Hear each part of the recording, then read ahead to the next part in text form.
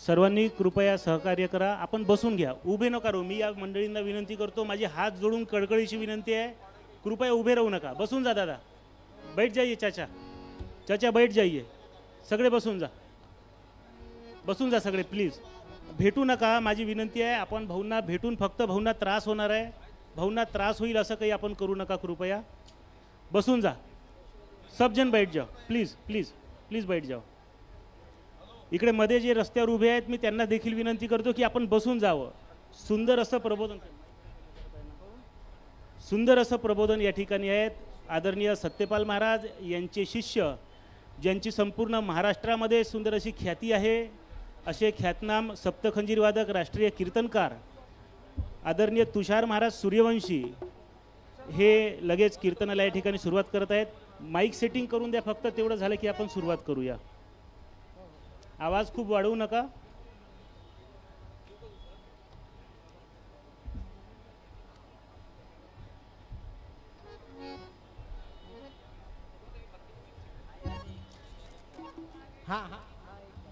बसून घ्या कृपया. समोर स्टेजच्या अगदी समोर उभं राहू नका, बसून जा. मागे चेअर आहे बसायला, गाद्या टाकलेल्या आहे, तिथं आपण गाद्यांवर बसत नाही, चेअरवर बसत नाही, स्टेजच्या समोर येऊन उभं राहतो. असं करू नका मित्रांनो, बसून जा. आपण कोणीही स्टेजवर येऊन भाऊंना भेटू नका आणि बोलू तर अजिबातच नका. त्यांना बोलताना धाप लागते आहे. 5 दिवस झाले भाऊ उपाशी आहेत, त्याच्यामुळं भेटणं टाळा आपण कृपया. मी विनंती करतो आपल्या प्रहार सेवक मंडळी, आमचे सहकारी बंधू आदरणीय बच्चू दादा हे मागच्या 6 दिवसापासून शेतकऱ्यांच्या मागण्यासाठी उपोषणाला बसलेले आहेत. खरं आमचे त्यांचे भरपूर सारे राजकीय मतभेद आहे, पण त्यांनी जो मुद्दा घेतलेला आहे तो शेतकऱ्यांचा आहे आणि शेतकऱ्यांच्या पाठीशी, शेतकऱ्यांच्या मागण्याशी उभं राहणं हा आमचा धर्म आहे. आज 6वा दिवस आणि जी निगरगट्ट सरकार आहे ती अजूनपर्यंत या विषयावर बघायला तयार नाही आहे.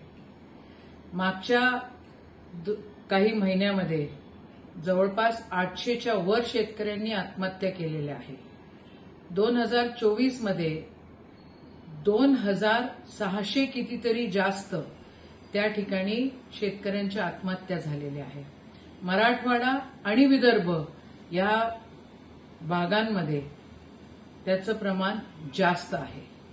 ज्या वेळेला हे महायुतीचं सरकार असं म्हणतं इलेक्शनच्या आधी की आम्ही 7/12 कोरे करू, मग आता काय आंधळ झालेलं आहे.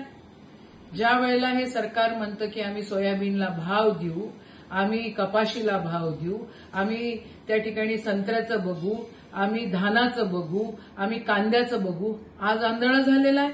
हे दिसत नाहीये त्यांना की मागणी आहे शेतकऱ्यांची आणि शेतकऱ्यांच्या मागणीकडे त्यांनी बघितलंच पाहिजे. मग नाही तर मग काय आता पुढच्या इलेक्शनच्या, विधानसभेच्या आधी, लोकसभेच्या आधी तुम्ही लोक कर्जमाफी करणार आहे.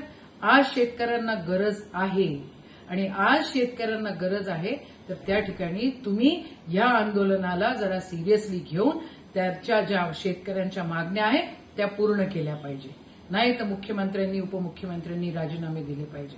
तर हिचंही हे सरकार जे आलेलं आहे हे काय घोळ घालून आलेलं आहे हे सर्वांना माहिती आहे. पण आज ज्या मागणीसाठी बच्चूदादा त्या ठिकाणी गुरुदेव नगरमध्ये, मोजरीमध्ये उपोषणाला बसलेले आहेत, ती मागणी रास्त आहे आणि शेतकऱ्यांच्या मागणीसाठी काँग्रेस नेहमीच कटिबद्ध आहे आणि कटिबद्ध राहील. जय हिंद, जय महाराष्ट्र, जय किसान, जय जवान.